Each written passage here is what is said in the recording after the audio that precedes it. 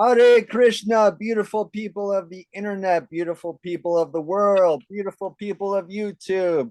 This is the Soul Ashraya podcast, a weekly bhakti podcast where we will search through the multiverse of Krishna consciousness. I'm your host, Dr. Jake.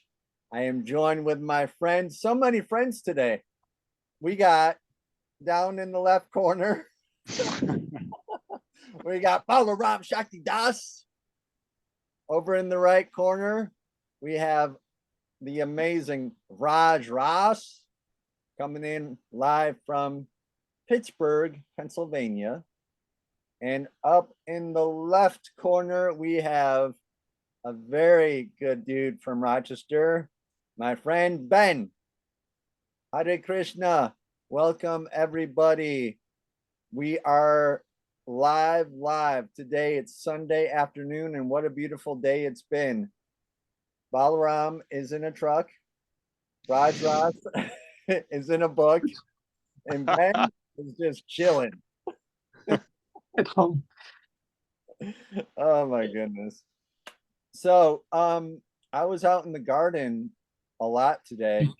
It was a beautiful sunny day, and I got to tell you, we don't get too many of these up in Rochester, New York. So I was really excited to be out and about doing things. It was nice and sunny and hot. It's like actually starting to get hot, and I love it. I love it because it's like, things are growing, things are happening, It's just like the Lilac Festival is going on. It's a very auspicious time of year. Nice. Very auspicious time of year with the lilacs in bloom and the flowers coming up everywhere. Out there mowing the lawn a little bit. Raj, Yep. have I told you that your smile just makes my day? Yeah, I heard that, and I was thinking that your smile is making my day. My smile is hard to look at.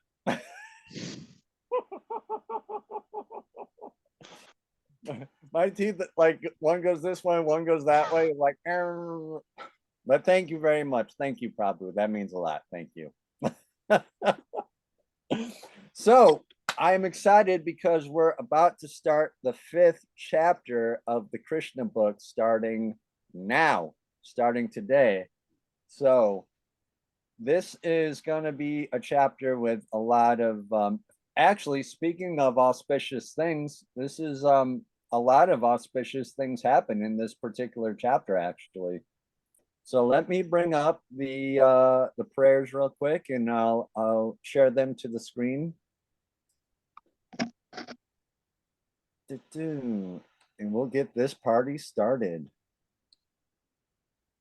All right. How's that looking for everybody? Perfect. Yeah. Nice. Very nice. All right, Balaram, would you like to lead us? Sure. Thank you. Om Namo Bhagavate Vasudevaya. Om Namo Bhagavate Vasudevaya. Om Namo Bhagavate Vasudevaya. Om Namo Bhagavate Vasudevaya. Om Namo Bhagavate Vasudevaya. Om Namo Bhagavate Vasudevaya. Om Jnanatimirandasya Jnananjana Shalakaya Chakshurunmilitam Yena Tasmai Shri Gurave Namaha. Namo Om Vishnupadaya Krishna Prishtaya Bhutale Shrimate Bhaktivedanta Swami Niti Namine.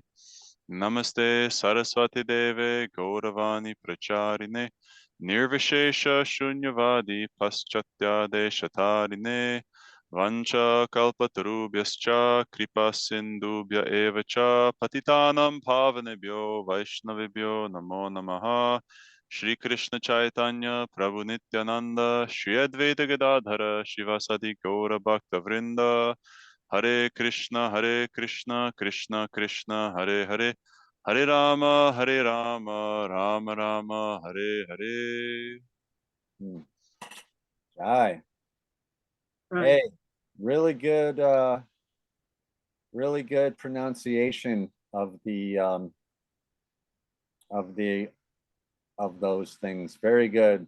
You know, that's something that I feel like I feel it stronger and stronger every time we say those prayers, like the importance of really meaning it, you know, like really saying it the right way, the way that they're supposed to be said, you know. When it comes to doing the prayers, there's no reason to rush. You should really be doing it the right way, you know. So I'm good job, buddy. I'm proud of you. Thanks, buddy. Yeah, no, I feel the same way. Yeah. I think it's a thing. I really do. You know, you should be saying the prayers in the right way. It's like, otherwise, you know, what's the point of doing them? Otherwise, if it's just a rote thing, then it's not really adding, you know, any dimensionality to, you know, what you're about to be doing. I mean, it's there, you know, the vibration is still there, but you know, we're trying to connect with these personalities who are also there with us for sure, but it's for our benefit, you know. And I think one of the best examples that we have of that is Vraj's guru, His Holiness Radhanath Swami. Isn't it, Vraj? He takes so much time and diligence and focus, you know, attentiveness when he chants these mantras.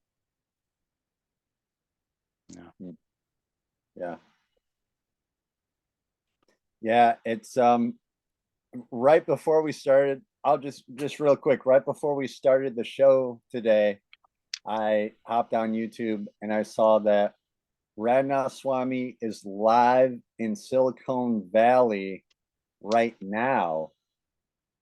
So, yeah, so it's so crazy. Like, this bhakti thing is really taking off. It's like coast to coast.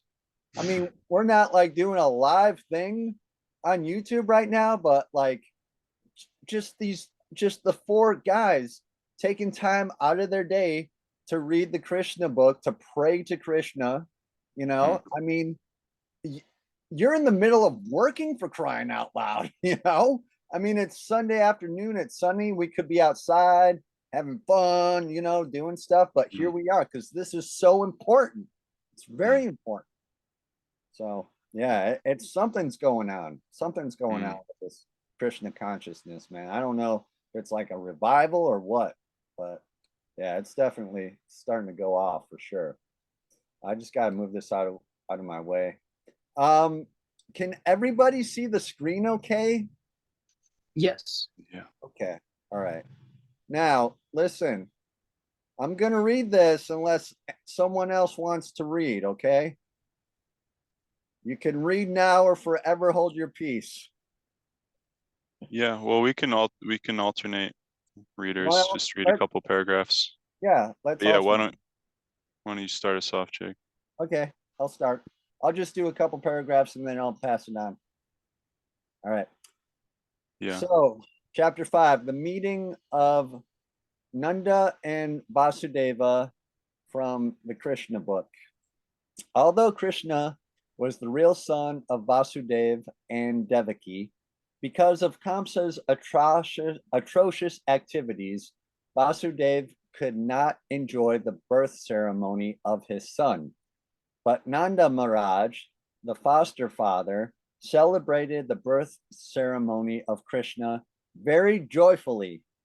The next day, it was declared that a male child had been born to Yasoda. According to Vedic custom, Nanda Maharaj called for learned astrologers and brahmanas to perform the birth ceremony. And after the birth of a child, the astrologers calculate the moment of the birth and make a horoscope of the child's future. Something that I'm pretty sure still happens today. That this is like a thing that still happens, right? Yeah. Okay. So it didn't happen to me, but I'm learning slowly but surely. Well, it's like No now way. now we have the internet to do it for us. We can retrospectively, check out our horoscopes. But yeah, I think this is super cool how that was there. I mean, you can visualize them with their charts and their figures, and just scribbling things down and measuring, like, okay, this star is here, this star is here. Like, they're just so expert. Yeah. And of course, what to speak of the whole science of astrology itself. I don't know if any of you want to. But Well, I don't know if it'll come up in. I don't know if do they say anything more about that. I I think when the naming of the child, is that in this chapter? I think it is. I know. I want to touch on Rich? the astrology thing. Not yet. Not yet. Not yet. Okay. I mean, Well, if you want to touch on something, Jake. I don't know. I don't want to take up the whole. I mean, we could so easily take up the whole show just talking about astrology, especially Vedic astrology. All I'm Yeah. gonna say is that I've been getting into it. I've been studying it, and I'm at the very, very tip of the iceberg, and it is absolutely fascinating. It's a real science, and apparently they've gone back and forth about like actually making it like an official science that they teach in colleges. And because like they could do it, they want to do it, but like there's a lot of, because of its like connection to like the spiritual world, I think like no one can agree, like scientists usually aren't like the most spiritual people. Like scientists aren't usually like super like Well, in God kind you of, know, they typically are, according to what John of Apriya has been telling us, and showing us the facts and figures, that most scientists are theists. It's just science itself is, necessarily, you could say, atheistic in the sense that it's empirical. Yeah. So most of them are theists. I mean, it's like, who was it that said, if you want to find an atheist, or you go to the science department to find an atheist, you're better off looking for them in the philosophy department. Like, you're not going to find so many of them in the physics department, because the closer that you look at this world, like the deeper into this world that you look, the more that you see God, the hand of God, and just divine order in everything. And yeah, to kind of expand that a little bit, also what John Rapir was sharing with us, because he's got this cutting edge pulse on the science world, and where that has taken the general consensus in the last even 5-10 years, the scientific developments and research that have just now come out is pointing to a living universe, and it's practically irrefutable. Almost every scientist will agree that yes, this is the most probable explanation, and it's just so in your face. Looking at this grand macro scale of the known universe, it perfectly mimics, not even mimics, you can't tell the difference. They're non-different, the structure of the universe and the structure of dendrites in every living organism.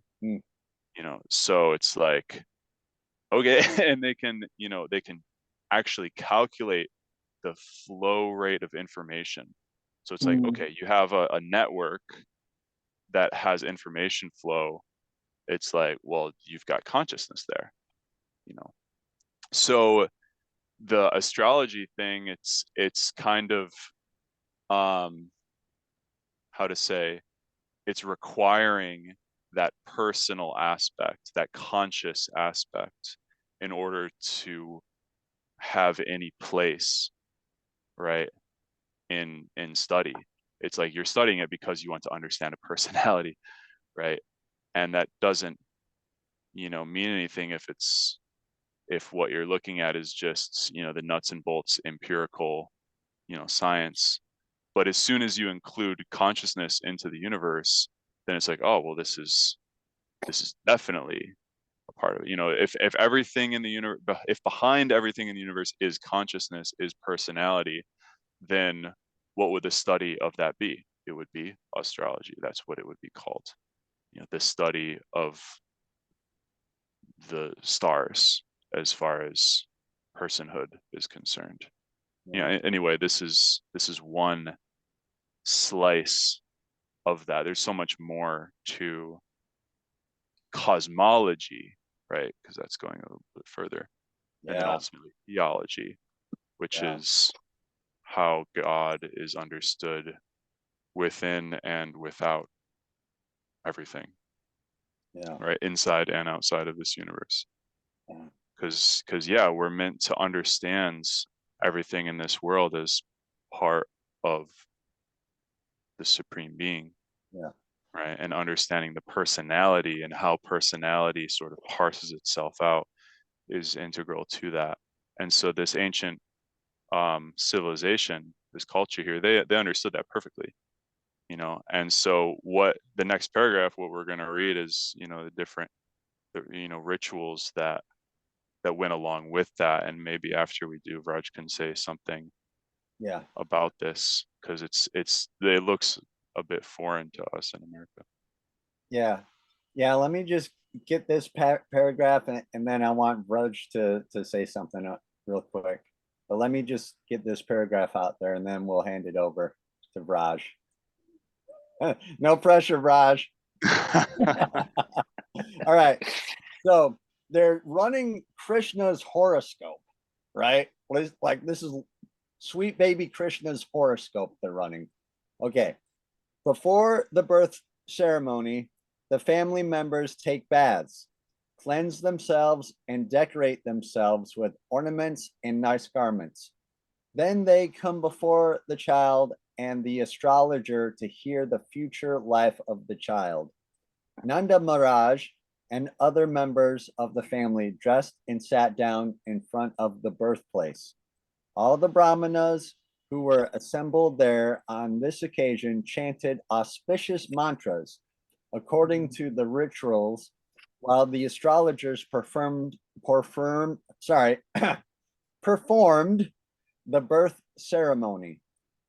All the demigods are also worshipped on this occasion, as well as the forefathers of the family.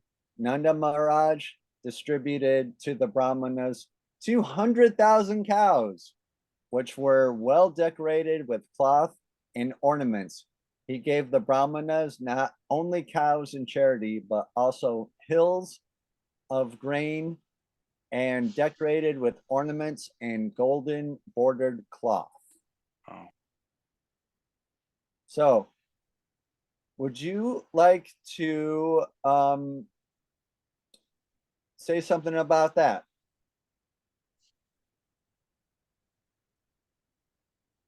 Raj. Yeah, so this is amazing. This whole concept of understanding astrology has been continued in this paragraph, and the later part of the paragraph is divided into two, is about astrology and as well as donation, charity. What kind of charity Nanda Maharaj, who's father of Krishna, he's explaining. And we have Manmohan Krishna Das from Netherlands with us today. Thank you for joining, Manmohan Krishna Prabhu. Very good. So, in this particular section, in this particular paragraph, when we talk about astrology, then we already talk about what is astrology. Now, the question may arise in our mind that how much is applicable for the human beings? How much one should work on it, and how much one should depend on it? Sometimes people, they totally depend on astrology and they become crazy. Like one guy was there, like he wants to do everything according to astrology. He wants to eat according to it. Oh, this is not the right time. This is this time is not bad. It's not good. It's bad time. So he's eating according to astrology. He's sleeping according to astrology. He's doing things, and that is craziness. That's too much. So Prabhupada says in Bhagavad Gita that 20% of the astrology we can actually depend upon as human beings, because actually Prabhupada says that the pure devotees of the Lord who are totally into the devotion, like total surrender, like complete faith, that yes, nothing doing, everything is Krishna. For them, there is no need of astrological understandings or following and everything. But yeah, as we are part of the conditioned world, we are into the conditioned body, and we still have material desires. We need to understand that these stars, astrology is totally star understandings, calculations of stars. So these stars are going to create impact, as Balaram said rightly, on the consciousness. So this is deeper. It is not only body, it's more deeper. It's going on the consciousness. So what I understand is we can take it as just like a person who is sailing in the ocean, in mid of the ocean. And while he's sailing in the mid of the ocean, he needs a compass to see which direction to go. Where is the north direction? Where is the south direction? So astrology is like a direction. Okay, this is a direction you can do. Even devotees, they go to astrologers, in a sense, to get a direction.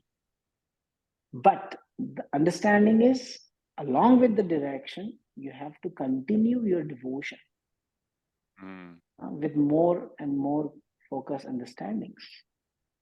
So astrology has a big science and a big understanding, where everyone will be, we can never stop discussing this topic. I'm coming from a family where my ancestors and my relatives, they've been great astrologers. In fact, my mother, my father passed away recently, and we had he passed away 31 years back, and recently we had his 31st death anniversary. And my mother was remembering one person who used to come to my father. He was our maternal uncle, and he could actually sense, he was doing sadhana, he was doing astrological understanding, and he could actually sense where there is water coming from the underground. What is going to happen with this person? But because he could not handle his powers, he became unstable with his mind. And my father helped him. He brought him to Mumbai, and all these things happened. For a year, 6 months he stayed, and then he was given a lot of love and affection, and then he got cured up very nicely. So yeah, astrology is a science. It is in relation to the material science. But when we talk of it as devotees, we connect it to consciousness. And Nanda Maharaj is giving us another opening, closing down the astrological subject, coming to the subject of samskaras, which we'll see more in the next paragraph as we read there. So I just wanted to say that. Yeah. Yeah. The thing about astrology is that I guess since I've been looking into it, I've had to really come to terms with the fact that as amazing as it is, as cool as it is, it's still not God. Like astrology should be seen as like something that you look at, like like, is it going to rain? Should I put a hat on? Should I put a jacket on before I leave the house today? Kind of like that. Like in order to kind of just prepare yourself, or to just maybe see, am I going in the right line? Like, am I going in the right direction? You know? But yeah, I think that's just like from my personal thing is like, I had to just like realize like, dude, as great as this is not God. We as people still have free will, and we could like just do, like, we could go off the charts if you know, if we wanted to. But yeah, that's my 2 cents on it. But yes, let's get back to reading. Ben, would you like to read? Absolutely. All right, let me get you queued up here. I have it open on my side too. Oh, you do? Fantastic. So we're right. Yeah, we're right there where it says the material world. Yep. In the material world, we possess riches and wealth in many ways, but sometimes not in very honest and pure way, because that's the nature of accumulating wealth. According to Vedic injunction, therefore, one should purify such wealth by giving cows and gold in charity to the brahmanas. A newborn child is also purified by gifts of grains in charity to the brahmanas. In this material world, it is to be understood that we are always living in a containment state. We therefore have to purify the duration of our lives, our possession of wealth, and ourselves. We can purify our duration of life by taking a daily bath and cleansing the body inside and out, and accepting the 10 kinds of purificatory processes. By austerities, by worship of the Lord, and by the distribution of charity, we can purify the possession of wealth.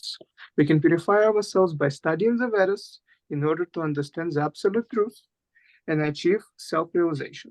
It is therefore stated in the Vedic literature that by birth everyone is born a Sudra, and that by accepting the purification process one becomes twice born. That by studying the Vedas one becomes a Vipra, which is a preliminary qualification for becoming a Brahmana. And that when one perfectly understands the absolute truth, he becomes a Brahmana. And when the Brahmana reaches further perfection, he becomes a Vaishnava, or a devotee. Good. So that's very interesting, because that's not something that's understood at all in our modern society, this sort of advancement of the human being, you know, that the human being is meant to be, the word here is purify, right? He's meant to, you know, elevate his culture, not just, you know, just do whatever you want, laissez-faire kind of approach to life, but there are these different grades of human being that are just very neatly, you know, set forward here, and along with processes by which we, you know, advance our consciousness, right? We're talking about consciousness here, and there's these different rituals that they might not make sense even as they're being performed. I would think in the previous ages they would directly be I don't know, what do you think about that, Raj? Like, would they be directly experiencing the effect? This is like, you give away, how are you going to give away 200,000 cows just on the faith of the scripture? I mean, it's something of the heart, right? That you're feeling. I mean, imagine, you know, to be able to give that kind of opulent gift, you know, all nicely decorated. It's like, you know, the what are they called, those like gift bags? You have like birthday parties, you'd have a little like party favors, you know. And it's like, imagine, okay, you put them in, what do they sell at the store now? Just like paper bags or plastic bags, right? But if they're like nice fabric with like gold embroidery, like how nice is that? Like, that itself is a nice gift, but then there's something inside it, you know, like precious grains, or, you know, whatever. So it's like, to have an actual experience of it, not just doing it for the ritual. And that's kind of related to a note I wanted to add on the astrology of, you know, like Jake, you were saying, it's giving you a direction. Okay, it's giving you like a material direction, but that's not, it's not something like, yeah, like Vraj's example, like, oh, like I can't eat at this particular moment, like getting so over occupied on the rules and missing the essence of like really being present to what's happening, right? So spiritual life is really found here in this present moment, you know, to actually be attentive to what's going on, and at the same time engaging in that direction that is going to lead you on the path of advancement. But it's practically no use if you're never like here now. You know, it's, you know, what did Obi-Wan Kenobi say to, or no, what Master Yoda said to Luke Skywalker is like, you know, you're always, you know, thinking about the future, you're always dreaming, you're never where you are, what you are doing. You know, you're not here now. You're just constantly projecting yourself into some fantasy, some dream of the future. It's like, I can't train you. He's like, what are you talking about? You know, but that's us. You know, I mean, myself at least, you know, I'm constantly, you know, thinking about the future. It's like very hard to be like present right here and just like, you know, but that's the depth of a spiritually advanced person, and they're engaged in activities like Nanda Maharaj that are immensely satisfying to be a part of. And so he's feeling the effects of that, and yeah, the whole society is living from that place. And naturally, you know, you study the Vedas, you make advancement, and you actually are advancing. You're not just taking up some ritual just for its own sake. Yeah, Prabhupada says that, you know. Prabhupada says that Prabhupada is very heavy. Prabhupada's, in one of his conversations, I was reading, one of the devotee, his name is Pushta Krishna, very famous in question answers. He asks questions, a lot of questions. So he asked to Prabhupada, you know, Srila Prabhupada, the next question somewhat echoes the previous one. There are various samskaras or purificatory ceremonies prescribed for every civilized person from birth to death. Many of these samskaras are not being observed today. Should they be revived? So what Prabhupada says, the real aim of samskaras is to bring a rascal to the platform of knowledge. Prabhupada is very straightforward, straight into it. You know, Prabhupada is saying that, you know, everyone by birth is a Shudra in this age of Kali Yuga. Everyone is not able to come to the platform of very, very high standards of spiritual practices right from birth. Right? So that's the reason there are needed various purificatory processes. But as Balaram said rightly, you know, Prabhupada also says here that human life is the opportunity for understanding what one is and what is the aim of one's life. Right? But to come to that level, one has to become purified. Now, when I came to America, I met many of the people who were born in this culture, in the culture of Europe, in the culture of, you know, coming to a different, from her, you know, people, I met people coming from Dutch, I met people coming from Russia, I met people from in America, all different people, Jewish, different backgrounds. And when they started talking to me about their problems, the question came that, all of these people have gone through the purificatory processes? May not be, right? Which is mentioned in the Vedic scripture. You know, may not be, right? Because they've not been exposed to these Vedic scriptures. They've been staying far distant apart in the far lands of different worlds. So now, Prabhupada says to them, Prabhupada says that, what he says? That the question to revive this purificatory process is difficult because it is less time. Anybody can go away anytime. There is no guarantee. By the time one gets into the purificatory process, death may arise. So Prabhupada gives an instant formula. Prabhupada says, yes, they should revive as far as possible, as far as necessary, but all of them can be revived in this age also.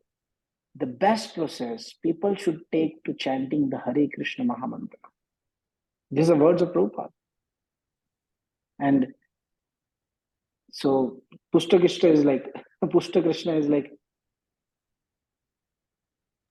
Prabhupada, just one solution, chant Hare Krishna and everything is done. How is that possible? Already you said that the samskaras or this purificatory process should be revived as far as necessary. What does it mean? So then Prabhupada gives a basic understanding. Prabhupada gives a basic understanding on a very low level. Prabhupada says, for instance, to make one person as a brahmana, what are the things essential? So Prabhupada says, no illicit sex, no meat eating, no intoxication, no gambling. These essentials must be there. You cannot dispense with them. You must at least avoid sinful activities. And then you practice Krishna Bhakti, Krishna consciousness. Because in Bhagavad Gita 7.28, it is very clearly mentioned that persons who have acted piously in previous lives and in this life, and whose sinful actions are completely eradicated, are freed from the dualities of delusion. And they engage themselves in my service with determination. So Prabhupada gave straight answer that what is necessary? 4 regulative principles. That is actually making your purificatory process. So you need not worry that you are sitting in some corner of the Europe or some corner of, somewhere or other in the world. And you might be worried, that, oh God, there's so much given in the Vedic scripture that I have to follow this purificatory processes. What will happen to me? I'm coming from a family like this and that. Prabhupada clears it out. What is necessary is given. Just do that. So, yes, purificatory processes is very much needed. They need to be practiced as far as necessary. And the best way is to take up these 4 things seriously. And to support these 4 things, there are another 4 things, and then another 4 things, and then another 4 things. But these 4 are the basics. So don't forget the basics. What happened? We try to study scripture and we try to go to the PhD level. But we forget the ABCD. Now it doesn't happen, right? In education, we never forgot what is 1 plus 1. Even though we did complex integrating equations, but we never forgot what is 1 plus 1. So in bhakti also, in devotion, we need to always remember what is the basic. And that's why Prabhupada also says another thing. The 4 things. Books is the basis. Preaching is the essence. Purity is the force. And utility is the principle. These 4 things is the basic. So I think so Prabhupada is very clear in this subject matter. That yes, there are in detail depth understanding. Nanda Maharaj giving charity was true actually, because he had 900,000 cows. 900,000 cows. So even today in India, there are families who are giving charity, and that charity program starts from 1 month. They're so wealthy. the charity program starts from 1 month, and they keep giving charity, organizing things, this, that, that. And on the day of birthday, our daughter is there, so we are giving this charity. So yes, Nanda Maharaj is doing this charity. In fact, Vasudev, who was in the jail, he did it mentally. When Krishna came, he did it mentally because he was in the jail. That's right. We read that. Yeah. Yeah. But Nanda Maharaj is possible for him because he's the king of the gwalas. He's the king of the cow takers. Like that. And yes, even today, if you go to Vrindavan in the month of Gopashtami, then there is the cows and the bulls are decorated. And you will see that each and every cow and bull is decorated. 20,000, 30,000. And people come for that service, that you want to decorate cow and bull. So that is such a beautiful act of devotional service. Yeah. So yeah, I just want to share this. Yeah. Jai, can we talk a little bit about Samskara itself? Did I read your mind, Jake? I was gonna say we should bring that up because probably a lot of people are watching this and they're like, "What's a samskara? What?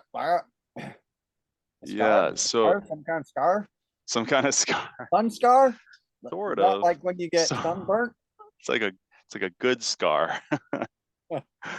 Well, it's kind of actually like that because it means impression, right? So just like a scar can leave an impression in the skin, a samskara is something that leaves an impression in the psyche.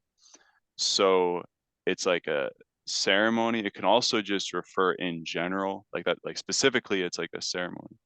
But because we're trying to do what is happening generally, which is our mind is being impressioned by our experiences. So what we want to do is create very deep experiences that act like grooves for our psyche to flow through.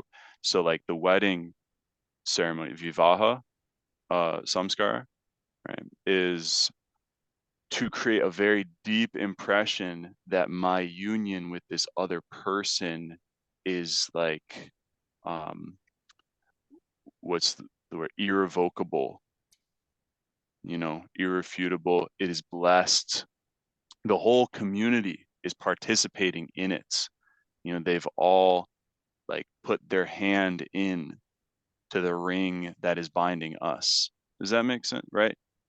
It's like, if it's just some cheap thing, you don't have that very deep impression in my mind. Like, I join myself to this person and everyone is a part of that. For me to break this union, I would be breaking, the commitment that I have with the whole community. Anyway, yeah, I'm speaking a little loosely on that. It's because it's not so much about like, I mean, the commitment is definitely there, but there's a deeper thing happening like psychologically that I hope that has been conveyed. So like the birth ceremony, the name giving, I mean, there's so many different ceremonies. 10 types of samskaras. Yeah. Okay, Mukunda, thank you. Harbol. And they're creating like these grooves that it's just like, do any of you want to speak on that or try to what I've heard about samskaras very quickly is like samskaras are that thing that you get when you're born, when you get married. They have to do with the marks that have been made on your past life and using like a record, like a vinyl record, the grooves, those little grooves in it. Perfect example. Like these are things that are indelibly marked on your soul that are never going to go away. That's my understanding of it. And they actually shape your personality and they actually shape your karma as well. They influence your karma quite a bit too, is what I understand. But What do you think, Raj? Is that right, or am I like Yeah, just totally way off? Like it's totally right. It makes your personality what you are. You know, it's the personality triads. There are 5 personality triads: annamaya-kosha, jnanamaya-kosha, vinamaya-kosha, pranamaya-kosha, manomaya-kosha. So these are different personality triads where a person is highly intellectual, physical, vital, or emotional, spiritual, and all these things depends on your samskaras. Samskara is a Sanskrit word, and this Sanskrit word meaning is the impressions on the mind from the previous life. So it is always said that when the soul travels from body to body, Bhagavad Gita 2.13, Dehino Vismanyatha Dehe, you know. So the soul travels from body to body, and at death, it changes his body. What comes with him is the samskaras, is the impressions from the previous life. And that's where, you know, samskaras are need to be observed very nicely. And this is starting before the child takes birth.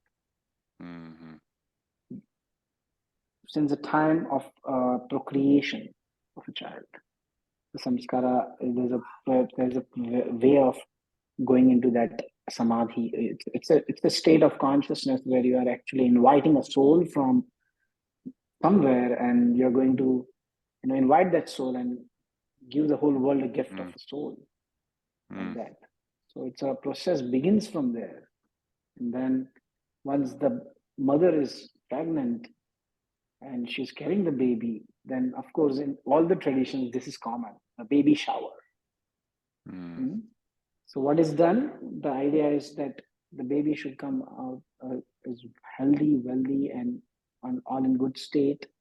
So there is, everyone comes together and they do perform prayers and take blessings from the elderly people. And then continue, as you said, you know, there's samskaras. There is also Upanayan samskara. There's, you know, one has to undergo a second, twice born, which will come in the next paragraph. All those programs. So these are all samskaras based on the material platform. Okay, and according to the pious activities. But when we go deep into bhakti, that is spiritual life, I will just add one line. When you go deep in bhakti, then Madhurya Kadambani one is a very interesting book written by our acharyas. It talks about bhakti samskaras. Anyways, this is a very short time over here. We cannot go into it, but what is bhakti samskara is the impression in the heart made from the previous performance of bhakti. As Krishna says that when we do bhakti, it never get destroyed. But this samskaras will be plus and minus, material samskaras. You know, you do good, it will go up, it will go bad, it will go down. But bhakti samskara is a constant effort, it's a constant entity. It never changes. Once it goes up, it never comes down. So the bhakti impressions on our heart is called bhakti samskaras. And as devotees, we should always be interested more and more, go deep into that understanding of bhakti samskaras. So that's where bhakti samskaras are depend on the listener. So listening is also a samskara in bhakti. Wow. Shravanam, the first samskara on the mind, on the consciousness. Sorry, I'm going a little too much into it, but yeah, that's where, you know, the whole twist is in devotional service. You get more rasa and taste and you go deeper into that. And Madhurya Kadambani explains all about samskaras. Please read that, you know. Yeah. And that's where we can actually continue later on in a different discussion. But yes, I have a question for all of you. Are you feeling happy after hearing about samskaras? Or are you feeling dejected? I want to answer that with a story, a short story of Yes, please. there's a Prabhupada disciple named Chitsukananda who started the first temple in Mexico. And anyway, it's kind of a long story that he gives of marrying his wife, because he wanted a wife.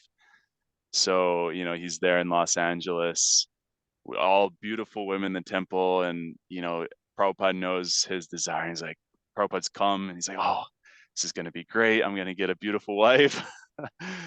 And Prabhupada calls him in his office, and he's like, yes, so you want to get married? And he's like, yes, Srila Prabhupada. And he's like, okay, I have a great wife for you. And I think the girl's name was Chandravali. Is that the Radharani's nemesis? What is her name? Yeah, Chandravali. Chandravali. Yeah. So like Tamal Krishna Goswami's there, and he and Prabhupada start laughing. And he's like, oh no, Chaitanya is like, oh no. But he's like, okay, Srila Prabhupada, if you say so, you know. So anyway, he tries calling this girl, and when she at first, like, she's like, you know, what do you want? And he's like, you know, Prabhupada wants to get married. And she just hangs up, and he's like, okay, this didn't go well. But anyway, like a few months later, she, you know, calls the temple, and she's like, okay, fine. So they're doing the wedding, you know, Samskara yagya. And it's like the upper floor in I think the LA temple. There's like a flight of stairs up to where they're doing the yagya. And somehow or other, a dog from the street gets in the temple, up the stairs, and jumps over the fire. And everyone just starts dying. And shit's like, what does this mean? What's gonna happen now? Sure enough, the wedding didn't last. You know, they got divorced. Whoa. Wow. But it's like, that was just like the paragon of inauspicious, right? Just very inauspicious, you know. It's like during Lord Ramachandra's time, when the process of spiritual advancement was fire sacrifices. And there was that story of, you know, someone coming in on a chariot and just nicking the edge of the, you know, decoration, and it spoiled the whole thing, you know. Because it's like, dude, we're making a sacrifice for the samskara of the planet, you know, for the direction of the course of humanity. I mean, that's, you know, that was their consciousness back then. And it's like, you know, you disturbed this, you know. So my response is like, a part of me is like, what on earth did I do in my previous lives? Sure. To have such a screwed up consciousness. You know, it's like, I must have not only stepped on the fire pit. Right. Now, is it, just out of curiosity, is it a thing where like dogs in general are inauspicious, or is it just anything that's like messing with the scene right there and then is considered? Definitely, but I mean, like jackals are the most inauspicious. Like jackals, crows, vultures, right? Those are like inauspicious animals. So dog is not far removed. You know, like if it was a cow, that, I mean, you know, that's a different story. But any kind of interference or disturbance, rather. Yeah. Okay. But the fact that it was a dog just kind of is funny. That is wild. Like a street dog or something like that. I mean, it sounds like LA, right? Lines up. Yeah. Sounds like what? Los Angeles. Yeah. All sorts of craziness. Yeah. So yeah, I mean, I'm half joking, of course, you know, I'm laughing here, but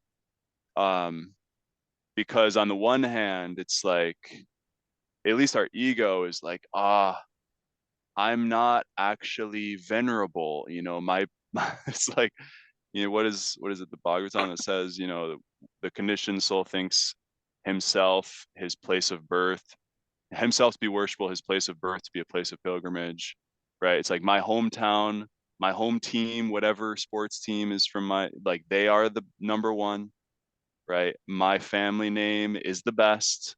We come from the best tradition. Our denomination is the only one going to heaven, right? Everyone else can just screw off because you're all wrong. America. America, that is the thing. So that really takes a hit on the false ego when we hear these things that, oh yeah, you know, your previous birth, like whatever circumstances anyway, previous births, you know, that being set aside, even whatever circumstances have brought you in, you know, to where you are now, have not been, you know, the first class. And it's like, man, I'm so far from that standard, that high standard. Yeah. But at the same time, it's like, yeah, none of that really matters, you know, because we have the opportunity to receive the mercy of God. And that is the essence and the goal of all of these things. So it's like, Vedas sarver aham eva vedyo.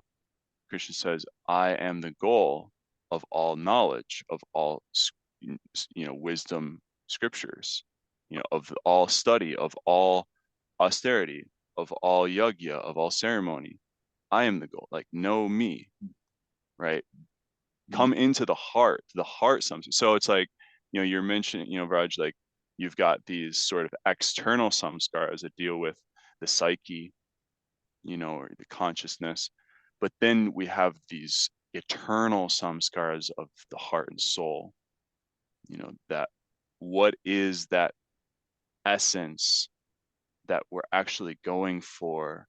Like, what is going to touch that, you know, that is here in the moment, in every moment, to be accessed? Not what's going to happen tomorrow to my job, to my car, to my, you know, relationship status, what's on the horizon for me. All those things can change. And yes, there are processes that you've missed out on most of them. I'm sorry. You're not going to have a glorious, you know, superstar life, probably, you know, unless you had a previous birth that was really awesome, but probably not. It's not a great use of your time to chase after that dragon in this life. Yeah. But what you have total control over is the here and now, you know, what is in your heart. And that has nothing to do with what's on the horizon, because it's right here.